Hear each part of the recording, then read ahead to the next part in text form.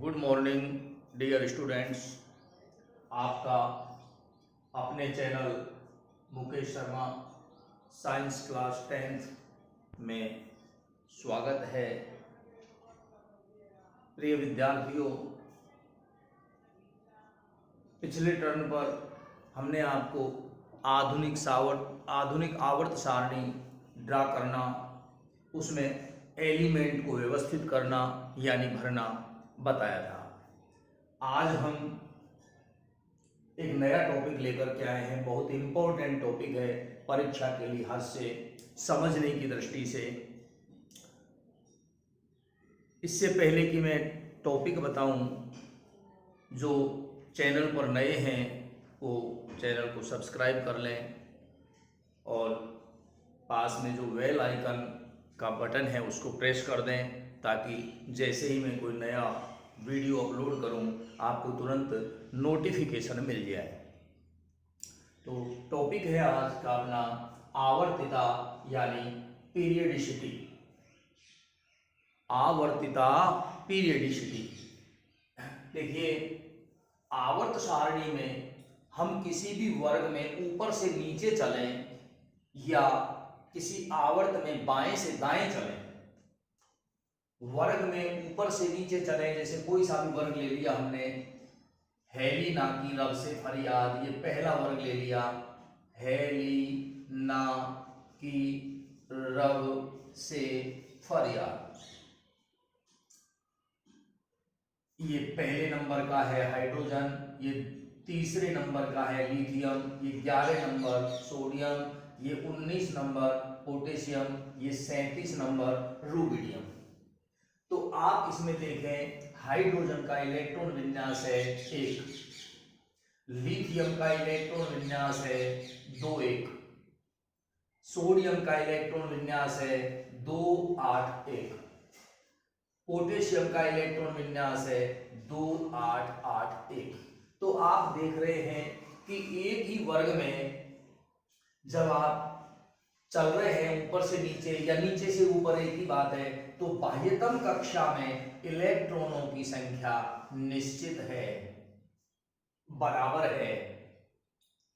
तो बाह्यतम कक्षा में इलेक्ट्रॉन बराबर हैं, इलेक्ट्रॉनों की संख्या समान है, इसलिए इन तत्वों के गुणधर्म समान होते हैं। यानी तत्वों के जो गुणधर्म हैं वो उनके इलेक्ट्रॉन विन्यास पर निर्भर करते हैं। और जो आधुनिक आवर्त सारणी है, ये इलेक्ट्रॉन विन्यास के अनुसार ही इसमें तत्व व्यवस्थित हैं, वर्गीकृत हैं।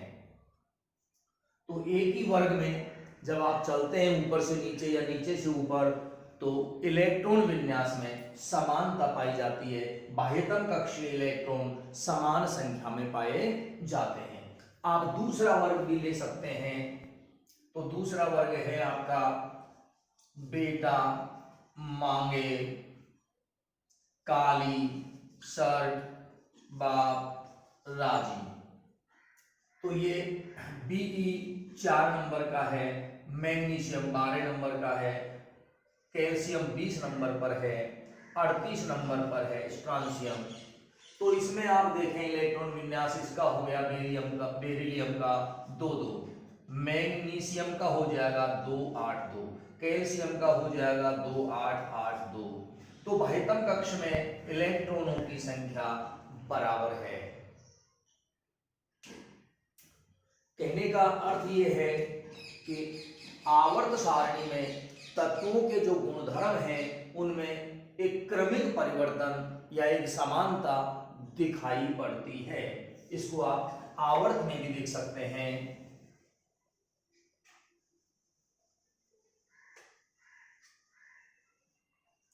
एक आवर्त ले लेते हैं, उदाहरण के लिए हम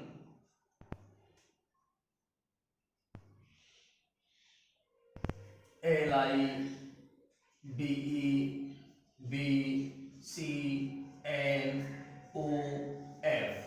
ये आपने दूसरा आवर्त ले लिया, जो लघु आवर्त है, 8 नंबर तत्व है इसमें।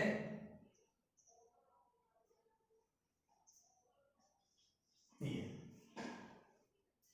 अब इसमें देखिए ये 3 नंबर पर है, ये 4, ये 5, ये 6, ये 7, ये 8, ये 9 और ये 10। इनके इलेक्ट्रॉन विन्यास को देखें तो लिथियम का इलेक्ट्रॉन विन्यास है 2 1, बेरिलियम का इलेक्ट्रॉन विन्यास है 2 2,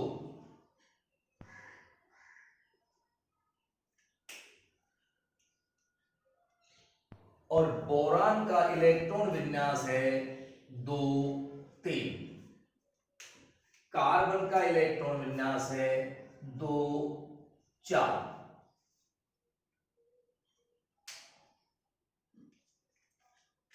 नाइट्रोजन का इलेक्ट्रॉन विन्यास है 2 5, ऑक्सीजन का है 2 6, फ्लोरीन का 2 7 और इसका 2 8। तो आप देख रहे हैं कि जब आवर्त में बाएं से दाएं चलते हैं तो बाह्यतम कक्ष में इलेक्ट्रॉनों की संख्या 1 बढ़ती जाती है, 1, इसमें 2, इसकी बाह्यतम कक्षा में 3, इसकी बाह्यतम कक्षा में 4, इसकी बाह्यतम कक्षा में 5, इसकी बाह्यतम कक्षा में 6, इसकी में 7, इसकी में 8। तो क्रमिक रूप से इलेक्ट्रॉन विन्यास में परिवर्तन दृष्टिगोचर होता है, और ये जो इलेक्ट्रॉन विन्यास है यही तत्वों के गुणधर्मों का निर्धारण करते हैं। इसका मतलब आवर्त सारणी में यदि हम वर्ग में ऊपर से नीचे चलें या किसी आवर्त में बाएं से दाएं चलें तो तत्वों के गुणधर्मों में एक क्रमिक परिवर्तन दृष्टिगोचर होता है। इसे ही आवर्तिता यानी पीरियडिसिटी कहते हैं। अब आप नोट कर लें, सभी विद्यार्थी नोट करें, आवर्तिता पीरियडिसिटी।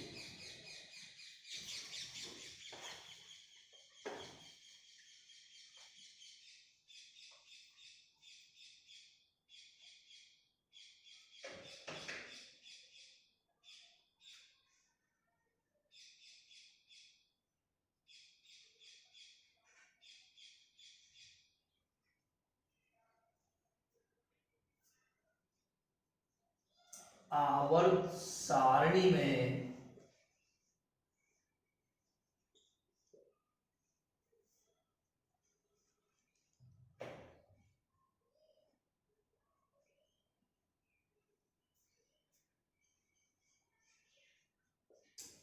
तत्वों के गुणधर्मों में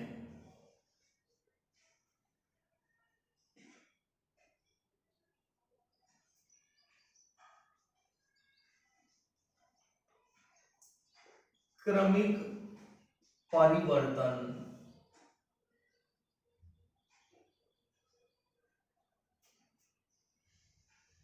दृष्टिगोचर होता है।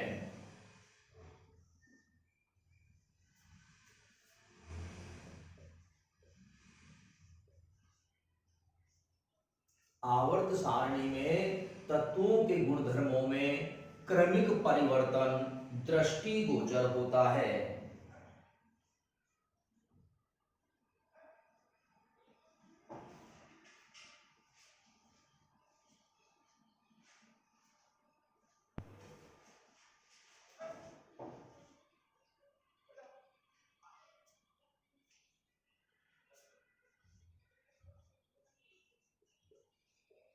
तत्वों के गुणधर्मों में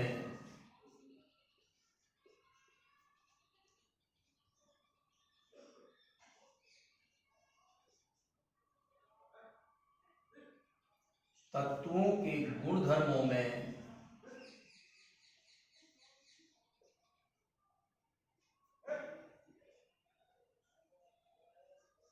होने वाले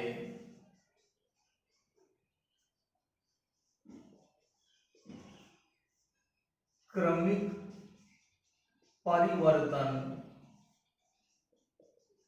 को ही आवर्तिता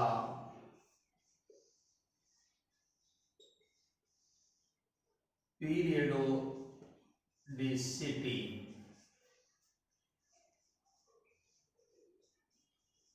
कहते हैं। आवर्त सारणी में तत्वों के गुणधर्मों में क्रमिक परिवर्तन दृष्टिगोचर होता है, दिखाई देता है। तत्वों के गुणधर्मों में होने वाले क्रमिक परिवर्तन को ही आवर्तिता यानी पीरियडिसिटी कहते हैं।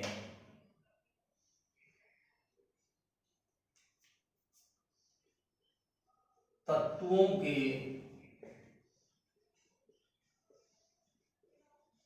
गुणधर्म उनके इलेक्ट्रॉन विन्यास पर निर्भर करते हैं।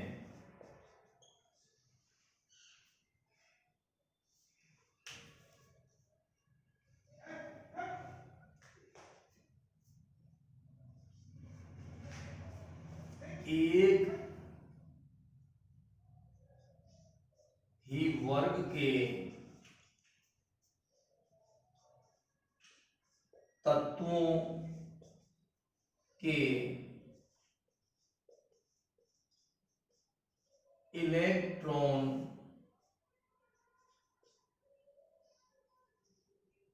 एक ही वर्ग के तत्वों के इलेक्ट्रॉन विन्यास में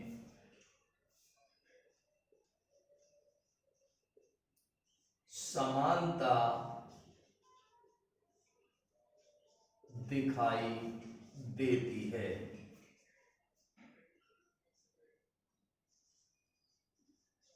इनकी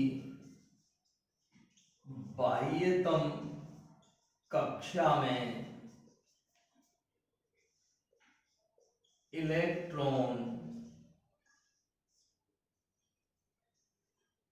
इनकी बाह्यतम कक्षा में इलेक्ट्रॉन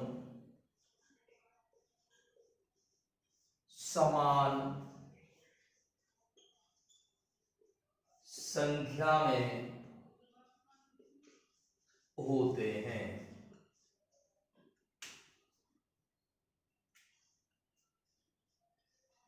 जैसे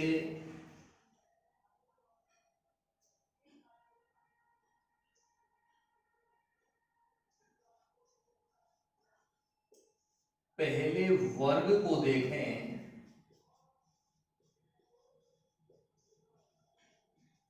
तो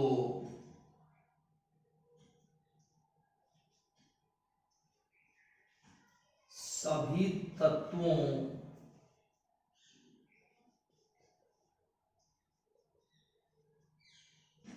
की बाह्यतम कक्षा में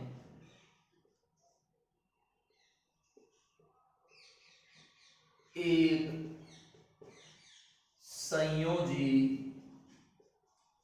इलेक्ट्रॉन होता है।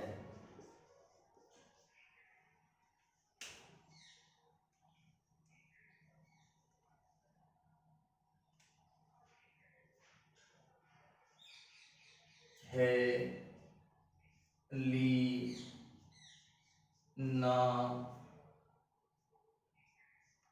की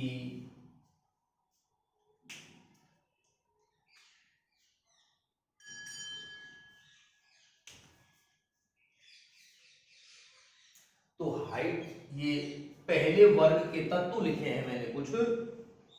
हेलिना की रब से फरियाद ये है, यानी हाइड्रोजन 1 नंबर, ये लिथियम 3 नंबर, ये सोडियम 11 नंबर और ये पोटेशियम 19 नंबर।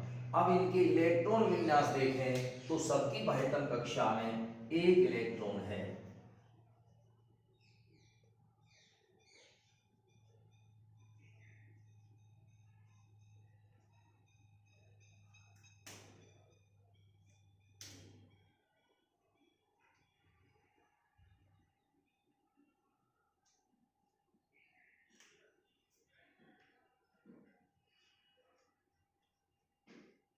और यदि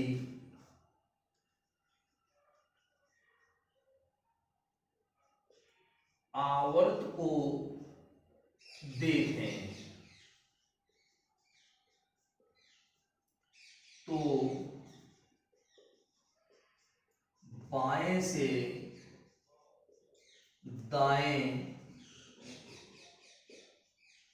चलने पर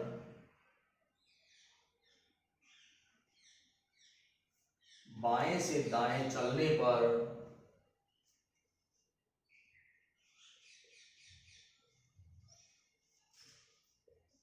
प्रोटॉन संख्या बढ़ती जाती है।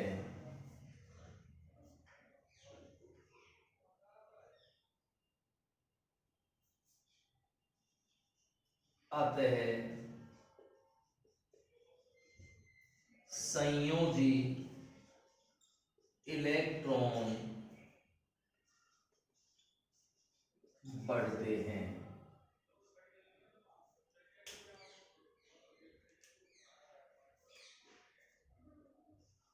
जैसे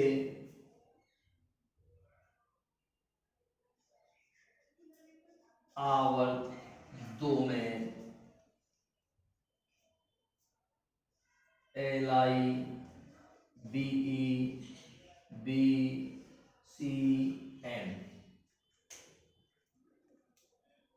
तो लिथियम ये 3 नंबर पर है, इलेक्ट्रॉन विन्यास है इसका 2-1। बेरिलियम ये 4 नंबर पर है, इलेक्ट्रॉन विन्यास है इसका 2-2। बोरान ये 5 नंबर पर है, इलेक्ट्रॉन विन्यास है 2-3। कार्बन ये आपका 6 नंबर पर है, इलेक्ट्रॉन विन्यास है 2-4। और नाइट्रोजन ये आपका 7 नंबर पर है, इलेक्ट्रॉन विन्यास है 2-5। तो आप देख रहे हैं कि आवर्त में यदि बाएं से दाएं चलें तो संयोजी इलेक्ट्रॉन की संख्या बढ़ती जाती है। नोट कर लें, एक ही वर्ग के तत्वों के इलेक्ट्रॉन विन्यास में समानता दिखाई देती है। इनकी यानी एक ही वर्ग के तत्वों की बाह्यतम कक्षा में इलेक्ट्रॉन समान संख्या में होते हैं। जैसे पहले वर्ग को देखें तो सभी तत्वों की बाह्यतम कक्षा में एक संयोजी इलेक्ट्रॉन होता है। हाइड्रोजन की बाह्यतम कक्षा में एक, लिथियम की में एक, सोडियम की में भी एक, पोटेशियम की में भी एक। इसी प्रकार यदि हम आवर्त को देखें तो किसी आवर्त को देख लें और उसमें बाएं से दाएं चलें तो प्रोटॉन संख्या बढ़ती जाती है, यानी संयोजी इलेक्ट्रॉन बढ़ते जाते हैं। जैसे आवर्त दूसरे को देख लिया हमने, lithium, beryllium, boron, carbon, nitrogen, oxygen, fluorine. तो इसकी लिथियम की बाह्यतम कक्षा में 1 इलेक्ट्रॉन है, बेरिलियम की में 2 है, बोरान की में 3 है, कार्बन की में 4 है, नाइट्रोजन की में 5 है। नोट कर लें।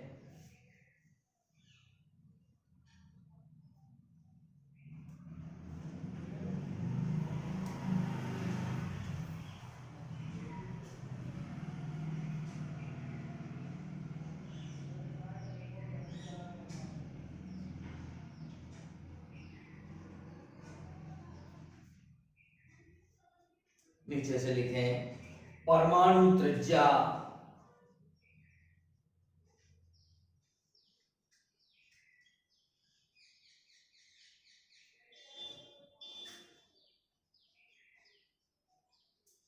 प्रभावी नाभिकीय आवेश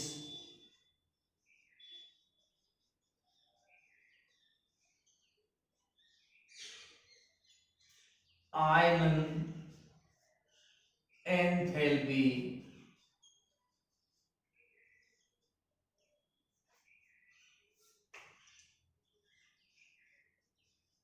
इलेक्ट्रॉन लब्धि एंथैल्पी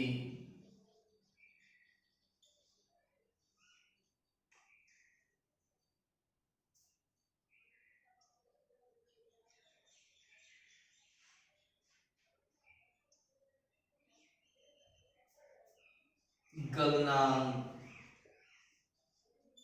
क्वथनांक, संयोजकता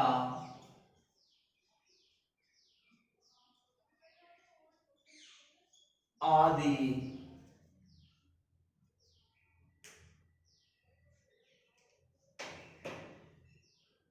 परमाणु त्रिज्या, प्रभावी नाभ की आवेश, आयनन एंथैल्पी, इलेक्ट्रॉन लब्धि एंथैल्पी, गलनांक, क्वथनांक, संयोजकता आदि गुणधर्मों में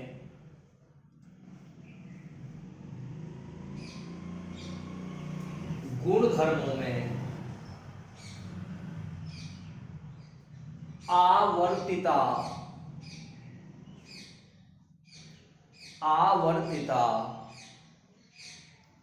देखने को मिलती है।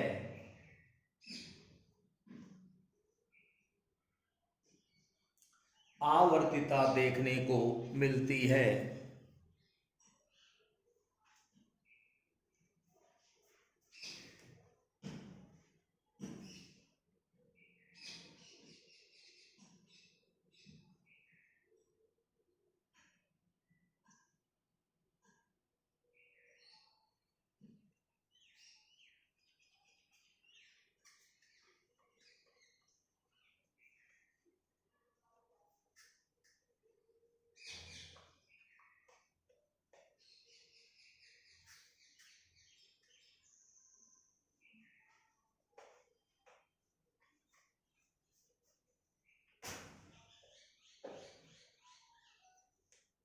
ये हेडिंग लगाए, प्रभावी नाभिकीय आवेश। प्रभावी नाभिकीय आवेश।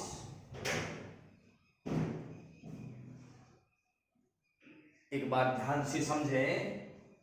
देखिए, किसी भी तत्व का परमाणु का चित्र मैं बना रहा हूं। जैसे मान लीजिए हम बना लेते हैं बोरान का, तो ये 5 नंबर पर आ रहा है बोरान। बोरॉन परमाणु। पहले समझ लें, तो बोरान परमाणु यानी 5b, इसका इलेक्ट्रॉन विन्यास है 2 3, यानी पहली कक्षा में इलेक्ट्रॉन 2 और दूसरी कक्षा जो कि बाह्यतम कक्षा भी होगी उसमें इलेक्ट्रॉन संख्या 3। तो ये हो गया इसका नाभिक। नाभिक में प्रोटॉन और न्यूट्रॉन रहते हैं, तो प्रोटॉन इसमें 5 हैं। प्रोटॉन 5 और न्यूट्रॉन है इसमें 6। 11 इसका परमाणु भार होता है, तो 11 में से 5 गए तो 6 न्यूट्रॉन है। प्रोटॉन इसके अंदर 5 और न्यूट्रॉन इसके अंदर 6। ये तो हो गया इसका नाभिक, न्यूक्लियस। अब ये पहली कक्षा हो गई। इस पहली कक्षा में 2 इलेक्ट्रॉन होंगे जो चक्कर लगाते रहे। दूसरी कक्षा, और इसमें इलेक्ट्रॉन रहेंगे 3। 1 2 3। ये 3 इलेक्ट्रॉन इस दूसरी कक्षा में चक्कर लगाएंगे। तो देखिए, ये नाभिक और ये बाह्यतम कक्षा के इलेक्ट्रॉन। तो नाभिक बाह्यतम कक्षा के इलेक्ट्रॉनों को आकर्षित करता है, यानी इन इलेक्ट्रॉनों पर एक बल लगाता है। उस बल को, जो कि ये वास्तव में लगा रहा है, उसे कहते हैं वास्तविक नाभिकीय आवेश। नाभिक वास्तव में बाह्यतम कक्षा के इलेक्ट्रॉनों पर जो बल लगाता है उसे वास्तविक नाभिकीय आवेश कहते हैं। अब ये इलेक्ट्रॉन जो बल अनुभव करते हैं वो कहलाता है प्रभावी नाभिकीय आवेश। इसका मान थोड़ा सा वास्तविक नाभिकीय आवेश से कम होगा, क्योंकि ये बाह्यतम कक्षा के ये जो इलेक्ट्रॉन हैं, इन इलेक्ट्रॉनों में प्रतिकर्षण बल लगता है। उस प्रतिकर्षण बल को संतुलित करने में ये नाभिक के द्वारा लगाया गया कुछ बल वह होता है, यानी उसको संतुलित करने में प्रयुक्त हो जाता है। इसलिए वास्तविक नाभिकीय आवेश का मान थोड़ा सा कम होता है।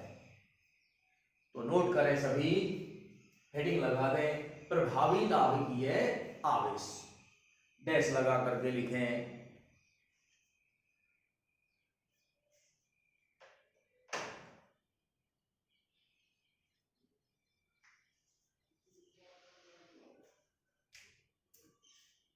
परमाणु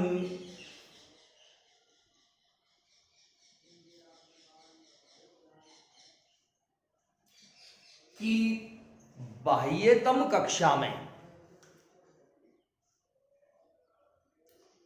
परमाणु की बाह्यतम कक्षा में उपस्थित इलेक्ट्रॉन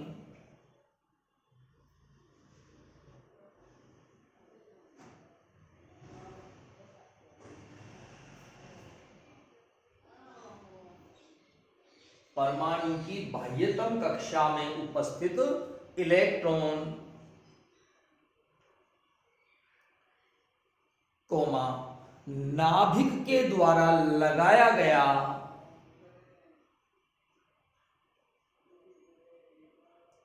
नाभिक के द्वारा लगाया गया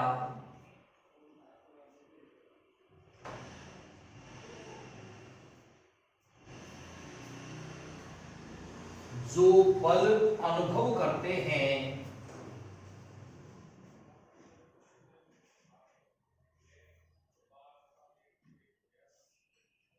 जो बल अनुभव करते हैं,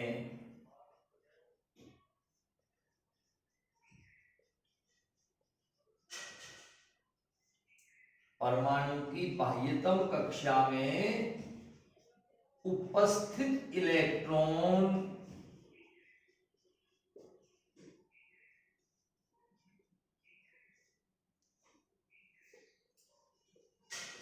नाभिक द्वारा लगाया गया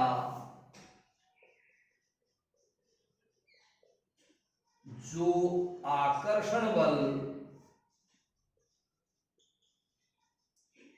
अनुभव करते हैं,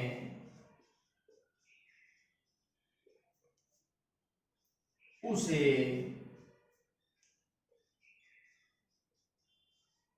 प्रभावी नाभिकीय आवेश कहते हैं।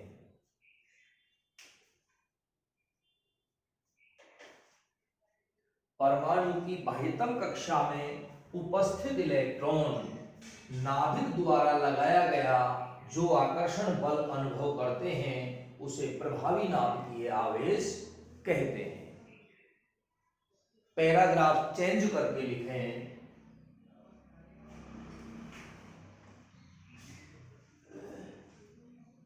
पैराग्राफ चेंज करके लिखें, नाभिक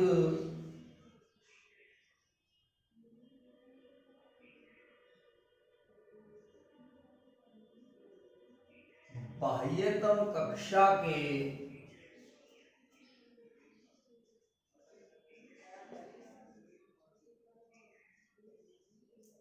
इलेक्ट्रॉनों पर वास्तव में जो बल लगाता है,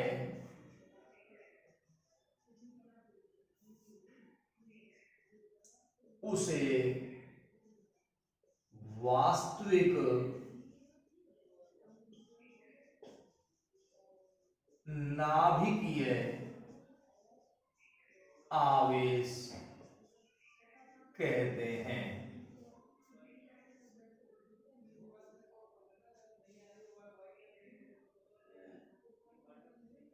नाभिक बाह्यतम कक्षा के इलेक्ट्रॉनों पर वास्तव में जो बल लगाता है, उसे वास्तविक नाभिकीय आवेश कहते हैं।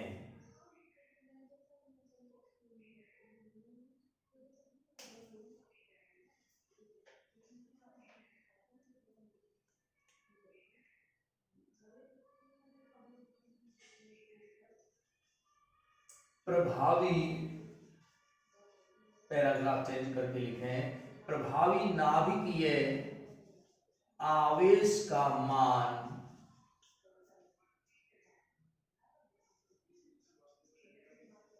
वास्तविक नाभिकीय आवेश से कुछ कम होता है। प्रभावी नाभिकीय आवेश का मान वास्तविक नाभिकीय आवेश से कुछ कम होता है।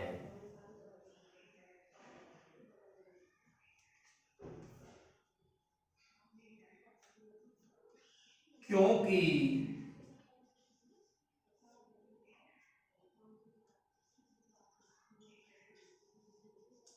नाभिक का कुछ बल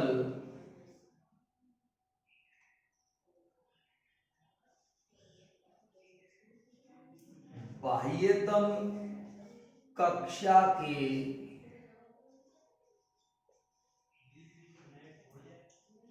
इलेक्ट्रॉनों पर बाह्यतम कक्षा के इलेक्ट्रॉनों के मध्य के प्रतिकर्षण बल को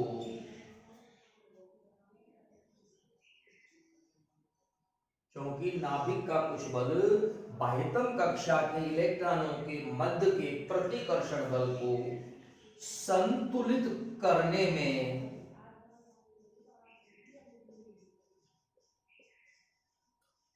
व्यय हो जाता है।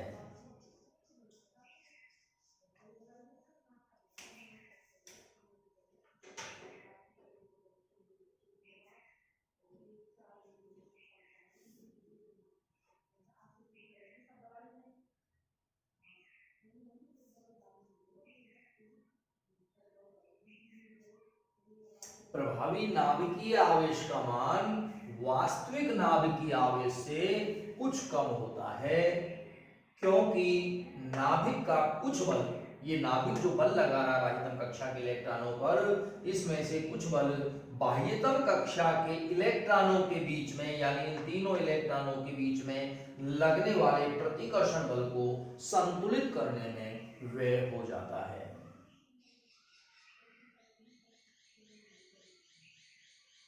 एक बार दोबारा से ध्यान दें, बहुत सीधा टॉपिक है।